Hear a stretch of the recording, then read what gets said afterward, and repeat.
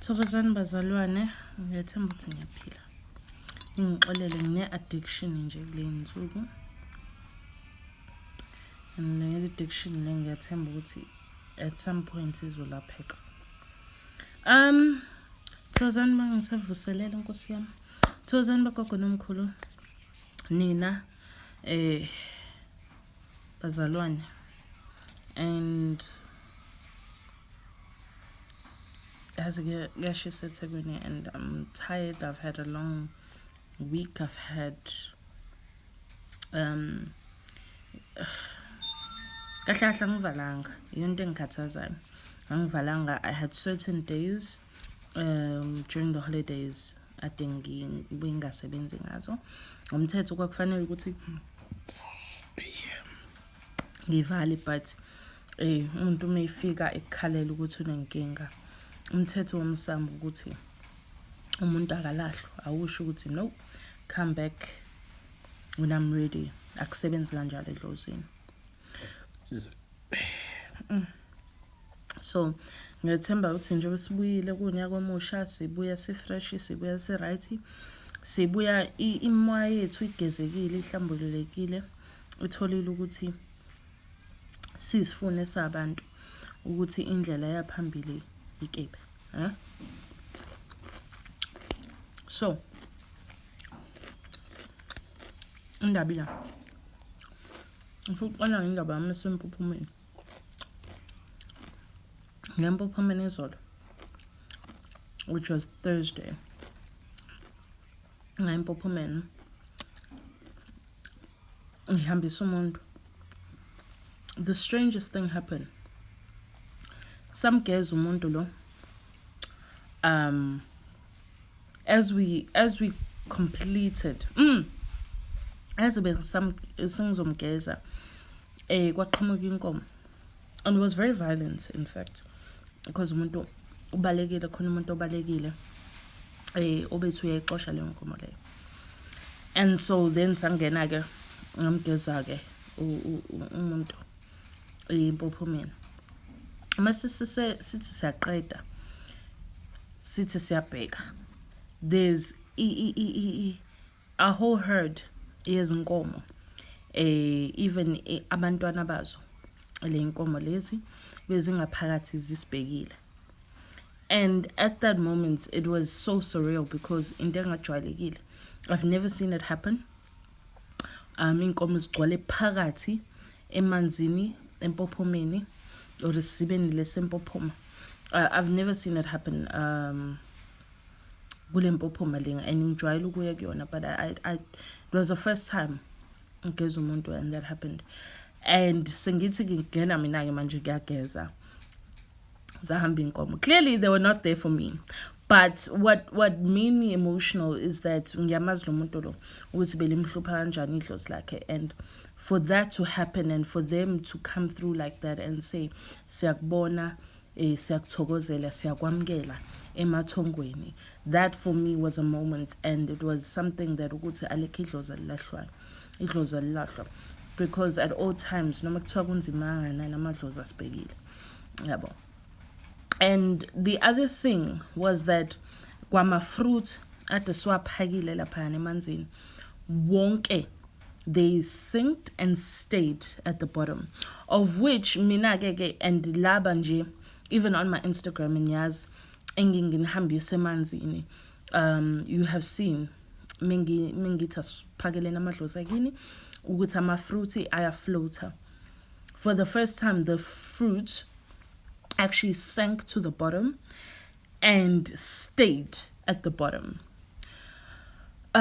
So it was comforting to know ukuthi, you know, siyadlula emzimeni edlozini, and siyadlula kuzinto ezike zisenze sifile ngathi ayikho inqubekela phambili, ayikho indlela yokuya phambili, but amadlozi ayohleze esibhekile, amadlozi ayohleze nathi noma kuthiwa kunzima kangakanani. There's always signs ukukhombisa ukuthi noma kuthiwa they are quiet, but ayakhombisa ngendlela thile ukuthi cha sikhona, siyaphila, sinawe, asikulahlile.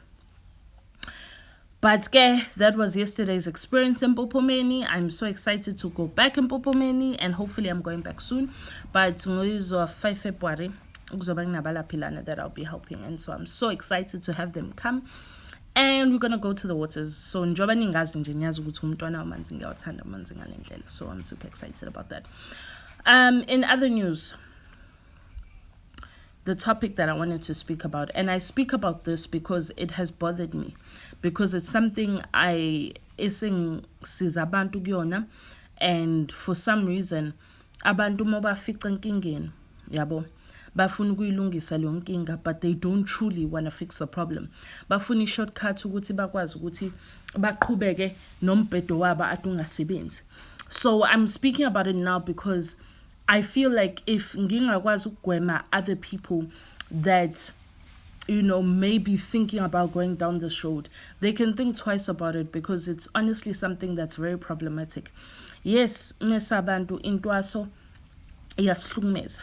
Yes, mesabantu intwaso puts us through izinto that makes us feel like going ukuyothwasa kumuntu izosicindezela more, and into yethu ngeke izilunge. And it's not the case. And sometimes fanele uye kumuntu ozokucindezela khona idlozi lakho lizofunda ukuphakama. Sometimes you don't know ukuthi ustrong kangakanani until uzuye kumuntu ozokuhlukumeza. And ekuhlukumezeni kwakho uyazi uthi no man, this is a time for me to stand up and fight for myself, because there's no one who's going to fight for me. So it's imperative and it's important, and kubalulekile ngalendlela eyisimanga ukuthi amadlozi ethu mavivinywe ngendlela thile kuze sizokwazi ukuthi siqine kangakanani kwisimo samoya, and khona sizokwazi ukuthi amadlozi ethu asivikela kangakanani or abona kangakanani kuze sikwazi ukuthi if ever sidlule intweni ezicishe ifana nalezi sidlula kuzona khona manje, sizokwazi ukuthi siphephe, sizokwazi sihambe singaboni ngoba siyazi ukuthi bona bayasibonelela indlela. Khona lento le eyivamisa ukushiwo abantu bamaBhayibheli athini, as I walk through the shadow of death I shall fear no evil. Leyo nto leyo ungayithatha ubeke esizulwini kahle kahle ukuthi esikhathi esiningi uyohamba ebumnyameni both spiritually and physically, udlule kwizimo ezimnyama ezikwenza ukuthi ubone ukuthi ayikho indlela yokudlula la, ngeke ngize ngihambe la ngiphumelele ekukhanyeni. But at the end of the day, because ngiyathemba abantu engihamba nabo ngizofikelela laphana ekukhanyeni, ngizofikelela laphana empumelelweni, and mengizofikelela laphana empumelelweni kumele ukuthi ngiqale kudlule kulobu umnyama kuze into yami izokwazi ukuthi kimi angiqondile bazalwane kunishumayeza ukuthi kuphela nje. What irritates me is that I've gone through lento le engizokhuluma ngayo manje so many times to the point where it's defeating.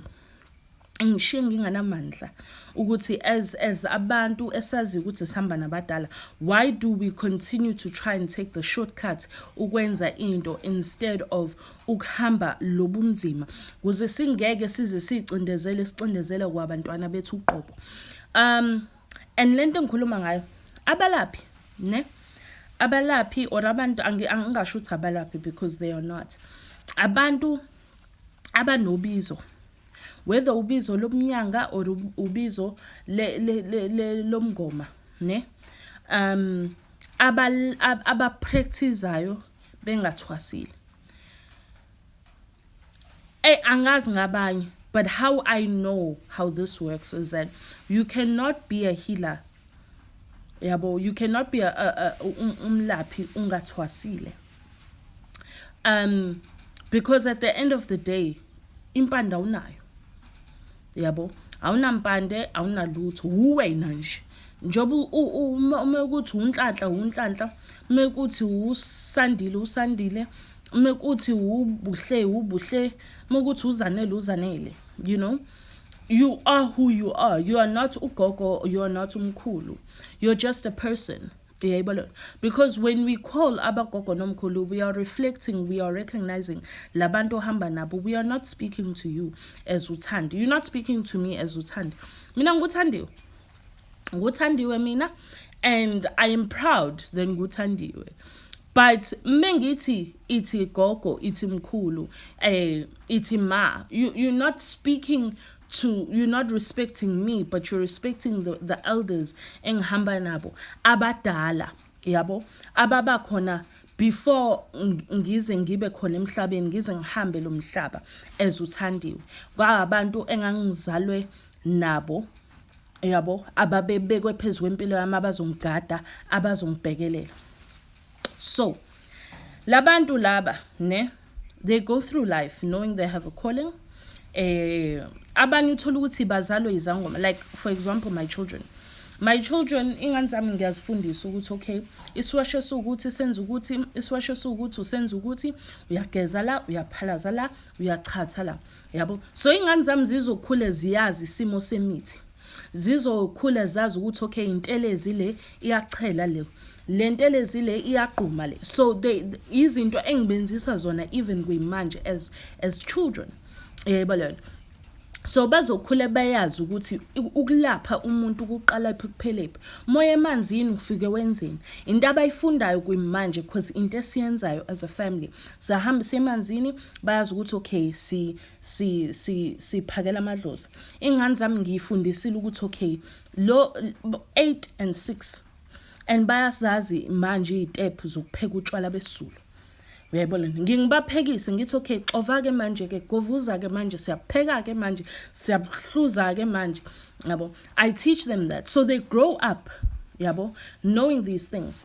Mase ke sengidala ke mina ngihamba emhlabeni, ingane zami zingaqhubeka ilapha ngoba zinamadlozi vele, qhubeka ilapha, ayithwasile njalo, ziqhubeka ingane zami ilapha. What happens? Babe nezingane, bacindezela ingane zabo, uyayibona lento, in such a way ukuthi bazodala ukuthi la ekhaya kwanginamadlozi, la ekhaya kwanginamathongo, ahambe lawo mathongo lawo, because lezinto the things or the systems that needed to be followed in order for you to rightfully practice ukubomlaphi abazenzile.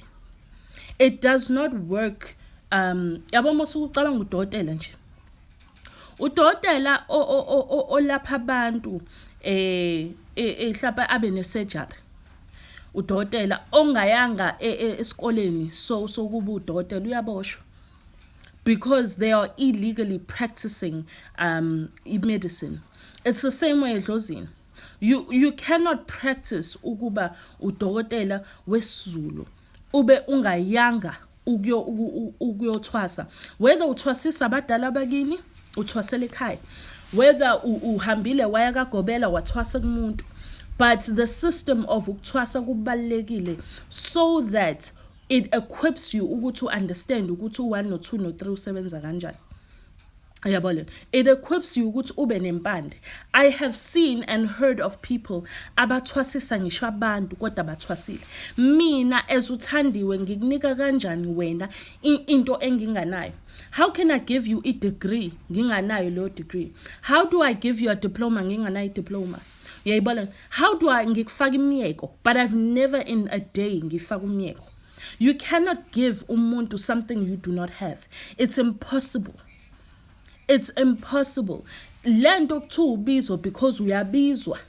Ubizwa bakini ukuthi wazuzolanda impande yethu kuze ukwazi ukuthi uqhubhe umsebenzi. Mina ukulapha engikwenzayo will not be ukulapha okwenziwa abantwana bami.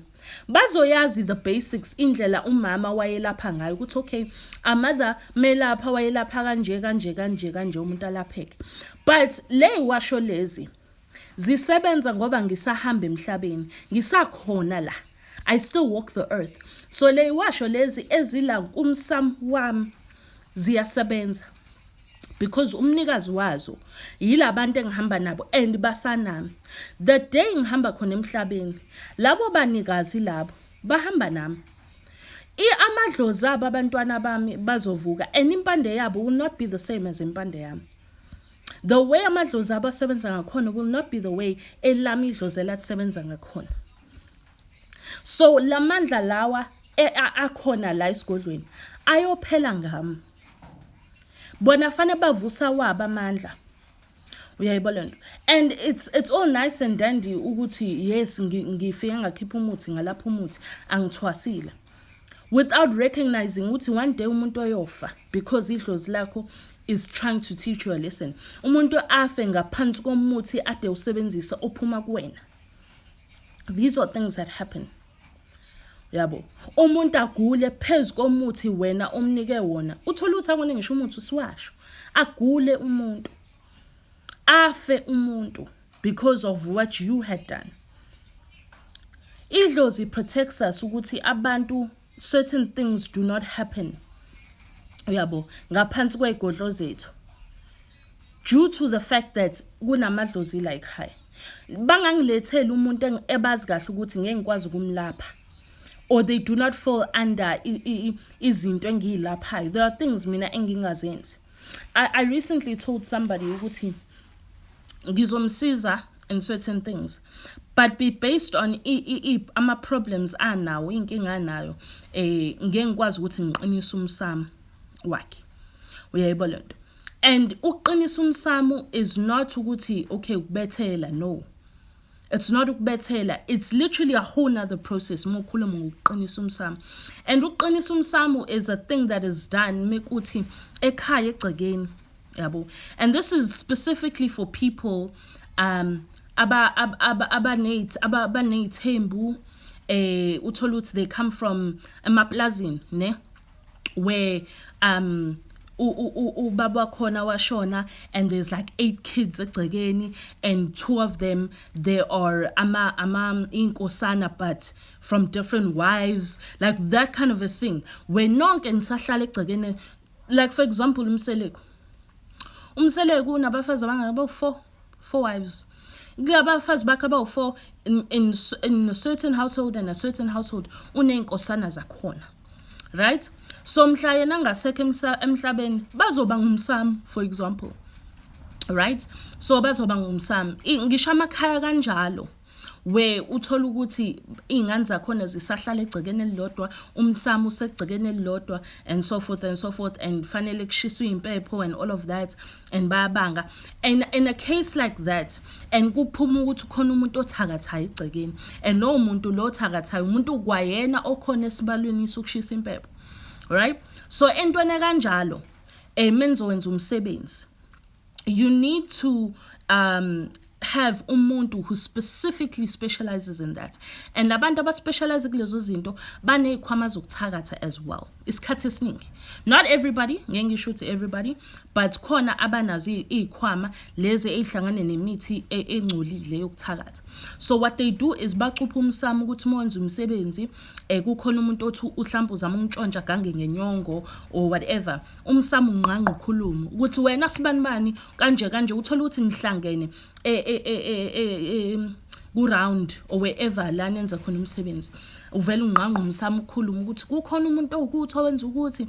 That's what they mean, or what we speak about mesikhuluma ngokuqinisa umsamo, ukwenza ukucupha kahle kahle. It's not even ukucupha umsamo, ukwenza ukuthi whenever you do umsebenzi you are at least safe, because make uthi khona umuntu othi uyachance uyaganga, you are able to know prior to that happening. Yeah, so things like that I do not do. So I always ask ukuthi, we had this conversation namadlozi akithi ukuthi bangamletha umuntu la that engizohluleka kuyena, abangamletha umuntu la that I do not do what they require of me, bangamlethi la umuntu that's not gonna fall under impande yala ekhaya. We're not gonna need indaba impande yala ekhaya. There's a reason why people are going to come to me as umaKhosikazi as a healer. There's a reason why they'll go to umaKhosikazi as a healer. There's a reason why different people go to different healers. Because basuke bephethe into abayidingayo. So wena as umuntu ongathwasile uzothatha umuntu ukuthi azothwasa kuyena, uzothwasa kuwena athatheni yini la azoyilanda. But because people do not know any better, and people always talk about, oh, umlaphi kofana be certificate. Maningaba abalaphi mina that I know of that don't have certificates at all. A certificate, it does not determine whether umlaphi or not, because we are thwasa kumuntu uphuma ungana certificate lapho but uthwasile. Isitifiketi into ezamanje le where you go and it's like a bougie way of doing things. And khona abantu abasaphila ubukhaya. I was healed by somebody that didn't have a certificate wangisiza kwinto eyithile. Does that make that person less of isangoma ngoba nakhe nganaso certificate? It doesn't work like that. So you cannot hold a standard ukuthi lo muntu une-certificate. Abantu bathakatha nazo izitifiketi zabo. Does the certificate certify that it's okay for you ukuthi uthakathe? It doesn't. So a certificate is just like a bougie way to recognize us, oh, we are also this. But a certificate does not determine somebody whether they're a healer or not. What determines if somebody is a healer or not is if bahamba bayothwasa or bathwasisa amadlozi akubo. And if bathwasiswa idlozi lakubo, lo muntu uzoba nesikhwama. Uyayibona, uzoba nempande. Lo muntu uzokwazi ukuthi ahlole into ephelele. And when I say independent, it doesn't mean they can start and finish impilo yakho. But they'll be able to ukuthi bahlole into eqondile that makes sense even to you. Not trying to suss out impilo yakho. Khona abantu abaneyinhlolo kanjalo ezithe ukuhlanipha, umuntu wants to understand who you are, what's your background, this and the other, akubuza imibuzo like thizeni. You don't do that. Umuntu mezohlola udinga igama nesibongo. Anything beyond that you discuss after inhlolo. Yeah, but also in understanding inhlolo, there are ways that idlozi lakho shows you ukuthi mohlola uhlola kanje. Ayibona. Amathambo uthola ukuthi mowathwasa uthwasisa idlozi lakho uphuma unamathambo lapho. Idlozi lakho is able to do that. There are things idlozi lakho is able to do. But lawo ma practices lawa ascarce manje. Mancane ngalendlela ukuthi uzwe ngokuthi khona umuntu wathwasiswe idlozi lakhe ayisayivamisile leyo nto, because we have generational problems, and when you have generational problems you need a healer to first fix those generational problems. Ngiyayizwa leyo nto, ngathemba ukuthi ngiyazwakala, because it is troublesome to me to have umuntu come here athi mina ngaxosha ngathwasa kumuzo ukuthi laphana ubaba wakhona or uma wakhona ngathwasile. How? Ukishelo umuntu angakaza thwasa, angakaza adle ngisho igobongo. We're not asking for lo igobongo nje umuntu akwazi nothing, umuntu akanalutho. But siyagqoka lamabhayi. It's also a disrespect to people that have undergone the process. Ukuthi wena you are sitting there ugqoka amabhayi awunangisho umsamo, lo muntu uswanganangisho umsamo, so ukhuleka kubani? Who are you calling? Ubalo mlaphi lo okuwena ovukayo ubiza bani? So when you take a spiritual child uthi uyamthwasisa, umthwasisa ini ngani? We have people that have undergone failed amagobongo to the point where they cannot even deal with idlozi anymore, abasafuni lutho, because there are people that are out here impersonating healers. Ukuba nodlozi awuphikisi ukuthi unalidlozi, but unedlozi lenzeni, lijulukephi, liphakemephi? Idlozi liyaphakanyiswa, and the way uliphakamisa ngayo ulfita umuthi walo. That's how uphakamisa idlozi. And I don't mean in the sense that it will only communicate ngoba nakusudle igobongo or whatever the case, but kuze likwazi ukuthi lisebenze lidinga wona lo muthi. That's why siyabaphakela, sibagayela utshwala, because sibanika izinto that consistently feed them and motivate them ukuthi no, umntwana wami recognizes me, umntwana wami understands ukuthi uyasebenza ngenxa yami. At any given moment inhlolo zingaphela, because you even get ama-healers out here asebathwasa baphothula and worked as healers for 5, 6, 10 years. Idlozi lala mshaya khona asakwazi ukuhlola, but they will not express that ukuthi angisakwazi ukuhlola. These are things that happen, but the most troublesome is when uwazi ukuthi unedlozi and you continuously practice knowing that you have nothing to offer the world. Ayikho into oyinika umuntu, uyabo, and ucindezela izingane zakho. There's a family that I dealt with last year. Ubaba wakhona wayengathwasile, ingane zakhe ezu-2 zazinentwaso and nazo ayithwasile azidla igobongo, kwaphela nkomo, kwaphela wena mbuzi, kwaphela wena chicken egcekeni lakhona. Inkukhu zakhona zazivele ithathwa amakhozi. Was it Ukhozi? Yes, ukhozi and inyoka. So inkukhu zalaphana zazivele zithathwe inyoka, uthola ukuthi bazothi babheke okweni ehlaphe balele with 10 chickens, they wake up there's 7 chickens. Why? Hayi kungena inyoka yathathe amachwane ala ekhaya. By the time ngingasabasizi anymore, they had about 4 chickens ezaz namachwane, and lawo machwane mhlambe those 4 chickens only 3 had amachwane, and they had about 2 or 1 of each. Why? Wathwasa lo muntu. Abo akathwasanga lo muntu, but was practicing. And into zakhe zasingasacaca. They were continuously broke. They were continuously struggling. They wanted a shortcut. Ubaba khona started wanting a shortcut in order to undergo uyabo amandla ukuthi akwazi ukuthi aqhubeka lapha. And my advice was consistently ngamenzela inkambe that helped the family ukuthi kubuya amaphupho abo, because they no longer had dreams. And when they started having dreams, it was very clear what their direction was. And they chose to not do igobongo lapha. And the only reason why ubaba khona ngamenzela inkambe was because I wanted to clear the way for his children to be able ukuthi bathwase without incindezi nomona wedlozi lababo. But that still hasn't happened. Because it's easier to just continue ukunika abantu imithi. To know imithi is nothing. Because lo muthi lo can become poison kumuntu.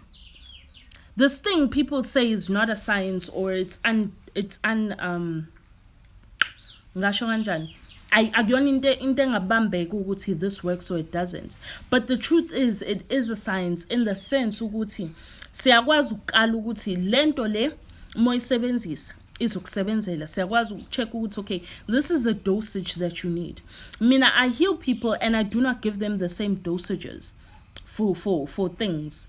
Because I know ukuthi if I give this person this dosage, it's going to shock their system. And it's going to shock their system in a way ukuthi izohluthula lento engaphakathi esithi siyayilwa. But how are you going to know that if ungathwasile? Because what you're going to do is uzonika umuntu the same iskalo. And then people try and run away bathi basebenzisa ithunywa. Kwazona ithunywa, there's a training that you undergo as umuntu omprofeti. There's a training, your prophet, that happens within the church that knows and understands is propheto. Everything has its initiation, everything. Yabo. You have nowadays, which I don't really agree with, but you have nowadays ukuthi ukwazi ukuthi uyofundela ukufundisa. It's the same thing nase ey'thunyweni. Mina isithunywa sami didn't just one day wake up and be like, okay, this is how we communicate. It doesn't work like that. I had to church. And in churching, ngihlale nabaprofeti. Mengihlale nabaprofeti, they helped me understand ukuthi, okay, in the elements of isithunywa, this is where we meet amadlozi ethu. Yes, idlozi la kulokhala lo. This is where we are combined. Kulokhala lo. This is where we are combined, and this is the purpose that this color serves. Edlozini and isithunyweni. Yabo. When ufaka ujazo nje, because ithunywa zethu, if you've noticed, each and every person on isithunywa has a specific ujazi alfagayo. So mofaka lo jazi lo, what is the purpose of ukuthi ube no jazi onjeni? Mofaka lo jazi onezinto zedlozi, what is the purpose of that? All of that uzoyithatha leyo information isithunywa sakho naso ungasithwasele. Yes, awuthwasi njengesangoma, but isithunywa siyathwaselwa. And sometimes isithunywa sidlelwa ngisho inkambe. because ufuna ukuthi usatisfy nalelo dlozi lelo ukuthi lingabi nomona. So udlela inkambi ukuze ukwazi ukuthi uhlanganise idlozi lakho nesithunywa sakho. Isithunywa sakho lenzela iladi esontweni. Or in a church kind of environment. It doesn't have to specifically sometimes be a church. It can be a healer who also has a sithunywa that understands the practices and how uphakamisa isithunywa in a manner that will not dala ukuthi idlozi lakho libe nomona. All those kinds of things you need to initiate for. How are you going to practice as umprofeti without having undergone this process? Ithunywa ziyiswa emanzini, and then they are shown the powers of the different waters. They are shown ukuthi umuntu menenkinga kanje umisa kulamanzi for this particular process. Umuntu menenkinga kanje umisa kulamanzi for this particular process. Umuntu menenkinga kanje umenza lokhu emanzini. I had a person, when was it? About 7 months ago. Owafika la wangitshela ukuthi ukushonelwa wagezela empophomeni. For the life of me, I did not even understand ukuthi umgeza kanjani umuntu oshonelwe empophomeni. Impophome does not serve the purpose of death. Umuntu oshonelwe at least imisa emfulweni. Emfuleni nje, every healer I've known takes a person emfuleni oshonelwe uyomgeza emfuleni. Yabo, even families that practice amasiko take family members bayohlambulula as a family emfuleni. Lo oyiswa empophomeni ukuyohlambulula ukuthi ushonelwe this and this and this and uyogeza ingubo this and that boggled my mind. And why doesn't this person know that? Because uninitiated. And not ukuthi uninitiated ubungoma, but uninitiated akasithwasele isithunywa sakhe. And I use uKuThwasela because it's the easiest way to explain the process. So nakhona there's an initiation for you to get and grasp better understanding. And the only way to do that is to initiate isithunywa sakho, to go through izimo in order to understand isithunywa sakho, to understand when isithunywa sakho communicates. So people who ababalekela idlozi bethi abafuna ukuthwasa go to esithunyweni ngoba mhlawumbe baneyithunywa and ask, oh, let me do this, I can do this for you, I can do that. What can they do when themselves they are lacking? How do you heal somebody when you yourself are broken? How do you this thing is like nice pickles. This thing,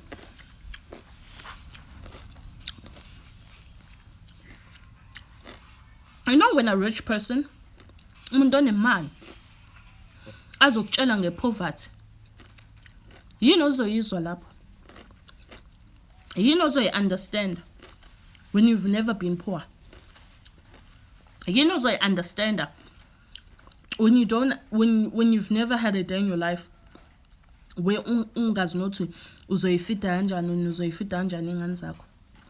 You cannot, as a person, as a living breathing person, ngikhulume phezu kwento ongayi-understand. You cannot tell me about what it feels like to lose a child when you've never lost a child. Mina, when somebody tells me I lost my father died and it hurts and I miss him, I am sorry for your pain. I understand your pain. Ngoba mina angina ubaba owashona engimthandayo. I cannot speak on something engingayi understand. When somebody tells me about their nice life problems, ngisho ukuthi ayikho into engizoyiphawula because angakabi nama nice life problems. Angakazi ukuthi ngingena kwi-Jeep namhlanje noma ngingena kwi-Mercedes. I cannot comment on what I do not know. I need to comment on what I know. Ngibe nembuzo la izinto zedlozi. I remember somebody asked me about umnguni negedla. And I told them privately, ngathi, I cannot really comment on those initiations because I have not been initiated that. So ngeke ngize ngiphawule ngento engingakayi understand nami ngokuphelela kwayo. I stay away from conversations about things that I do not understand because angifuni ukulead umuntu astray. Just to answer a question that I have, can you talk about colors and meaning yellow, green, and blue? I've done videos, Gogo, about colors. You'd have to go back to my videos and just check. But I have done videos about colors, so I'm not going to speak about them now. But nje izinto ezikanjalo, like you cannot as a person speak on things you do not understand. So manje inkinga yethu mesa abantu siphila asifuna ukuthi asazi, asifuna ukuvala umlomo, mekuthi asifit kuleyo nkulumo. Kanti sometimes fanele uphume kwizinto ongangeni kuzona. The same thing nomsebenzi wedlozi. Phuma kumsebenzi wedlozi ongangeni kuwona. Because at the end of the day, uyocindezela abantu, you will lose children. You have idlozi likulahlile. Once idlozi lakulahla ngapsa protector uhamba unqunu, you do not want that nakedness. And ask me who has helped people in their nakedness and try to help ngaze ngaphuma kubona ngabona ukuthi ayikho into ezosebenza la. Because you do into encane akubone kukhanya umuntu angabusafuna ukufollow up. Angasafuna ukulandelela enza izinto ekufanele ukuthi mayazenze because ubona ukuthi ayingathi sekecacile manje. Ukulapha is a process. Stop going to people out of desperation and ending up nithola ukuthi nizolanda izinto ezingekho. This thing is a problem, and it's a problem that affects us deeply. Shabalala ngicela ungisize ungifakele leyo phone yakho kusana. So izinto ke lezi ezenzekayo. Izinto lezi ezenzekayo, and I would hope ukuthi ngeke ngize ngijulele too much. I think I've juled enough, and I'm trying now to do shorter videos because they end up taking 2 or 3 days to upload on YouTube. But nje, please bazalwane, have understandings. Do not think you can go to somebody ongaThwasile and think ukuthi they'll be able to help your situation. That's not the case. Abantu bayalahlwa amadlozi abo outside because they do not want to follow through with what they need to do for amadlozi akubo. Do not go to somebody who has yet to finish their processes. It doesn't work like that. Umuntu mesathwasa angakulapha. As long as they are in the initiation process, they can heal you. Ngalapha mina ngithwasa ngidli gobongo. I literally started healing from the moment ngidli gobongo all the way up until I completed my initiation into yami. So that is highly possible. And things of I need to go. That is highly possible. But the problem is if somebody is not doing anything at all, then it's impossible for somebody to help you. Because uyolanda impande engekho. Uyothwasa kumuntu onganampande. Do not allow yourself to fall victim to such things. And also be wary about ukuya kumuntu owasabayo amanzi. Do not go to a healer ongangena emanzini. And futhi nomuntu ongena emanzini mubheke. Siyabonga for you making sense. Thokozani. And nomuntu who only will go to certain waters. Be wary of them. Umuntu ongena emanzini ungena wonke amanzi. Wena siba, wena mfula, wena mpophoma, wena lwandle. They go to all the waters. They don't go to just one. Because that means ukuthi whatever that they work with ingena kulawo manzi kuphela. And if uhamba nedlozi lasemanzini, imama ngena wonke amanzi. Whether umfula, whether ulwandle, whether impophoma, whether ilona isiba, bangena wonke amanzi. Water is our lifeline because there are people uzoba nomuntu who needs healing emfuleni. You will have somebody who needs healing esibeni. You will have somebody that needs healing kulwandle. You will have somebody who needs healing empophomeni. So you cannot say, oh, because when you need healing emfuleni, it will still be viable if we go empophomeni. No, it doesn't work like that. You need to go to all the water so that whoever comes, they can get help from wherever that they need to be taken to. So bakadana balapi sihleli as healers, but not all of us are walking with amadlozi. Some of us are not walking with amadlozi. Some of us are walking with things that shouldn't be walking this earth, but they are. So ngicela ukuthi nizigade bazalwane nithokoze ninendlondlo kube kuhle kube mhlophe. May I please ask Isithunywa, what can you do to make speak clear to one? Sidinga ukuphakanyiswa gogo Isithunywa. There's nothing else to make it speak clearly. Sidinga ukuphakanyiswa Isithunywa, sidinga ukugezwa Isithunywa, sidinga to follow the processes in order for Isithunywa sakho ukuthi senze lokho esiyikona. I have to say though and recognize the fact that ekhaya ngakhulele esontweni and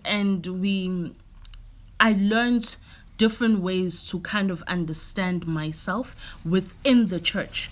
So ngathi sengene ebungomeni, I had that going for me ukuthi I had discovered who I was within the church. Ngasonta ekhaya nje mesonta sasonta kwakuyi-gospel yayibona because even when we go to the farm emakhaya sasonta egcekeni, so there was a church, a branch yesonto lase-gospel egcekeni ekhaya. So nje 24/7 ekhaya nje church was always forever ready. Yabo. So I had that, and then I had also umana ngathi sashade no esashade no baba ongizalayo waye sasonta eZion. So I had that beating drum within myself continuously because eZion sontwa ngesigubhu. And then I also went to emarumeni. So there was a sense of calmness that I had learned from there and learned to interpret and understand certain things and to engage ngesimo sesonto. So I grew up in ngiphila indaba yesonto. Yabo. So by the time ngingena Isithunywa sami was very, very active. So by the time ngingena mina entwaseni, Isithunywa sami into eyiningi was already very clear. So all that was needed was it to be activated accordingly to ukuthi kwazi ukuthi nimithane nedlozi lami halfway and to be able ukuthi sisebenzisane, and then it be able to prosper. So in that regard, I have to say ukuthi kwangisiza ukuthi ngikhule the way that I did, because mase sekufanele kuphakanyiswe Isithunywa sami, we didn't have to work hard, but there are other people that didn't really grow up like that. So Isithunywa sabo ends up being work. Yabo. Uthola ukuthi unesithunywa silele, sometimes umuntu unedlozi elilele, so you just have to work at ekuphakamiseni leyo moya accordingly so that izinto zabo zizocaca. So I hope I've been clear. I hope I've been helpful. Nithokozeke baba mkhulu namakhehla amahle nogogo basekhaya, and I hope that this video has helped you guys somewhere, and sizohlangana soon. And please don't forget to go to my YouTube channel and subscribe and like and comment. I answer everybody. Umuntu engumzimayo, umuntu engibonayo ukuthi uyangibhedela, angiyidlali-ke leyo nto. If uzongibhedela, I do not answer you. If uzongibuza izinto with regards to me consulting for you for free, angenzi leyo nto. Angithwasanga ngakhipha iy'nkomo ezinzima just ukuthi ngifune ukuthi ngilapha abantu mahala. I do not do that, and I'm one of those people that I don't mind asking questions, because even on my Instagram ngiyangibuza imibuzo and ngiyaniphendula. I don't have a problem with that. But the minute we start bordering lines of ukuthi kube ngathi kuneyinhlolo lapho kuyasetshenzwa lapho, I do not like to disrespect idlozi lami, and I do not expect anybody to disrespect idlozi lami, because siyaphila ngithwasile ngazenza izinto ekufanele ukuthi mangizenze kuze idlozi likwazi ukuthi likhanyise ngisebenze edlozini. So I want us to always stay respectful to that, because one day nani nyoba boGogo noMkhulu, and you'd want somebody to be able to respect that position and be able to respect lo msebenzi wakho wasethongweni. Kube kuhle kube mhlophe endlondlweni. Emakhosini.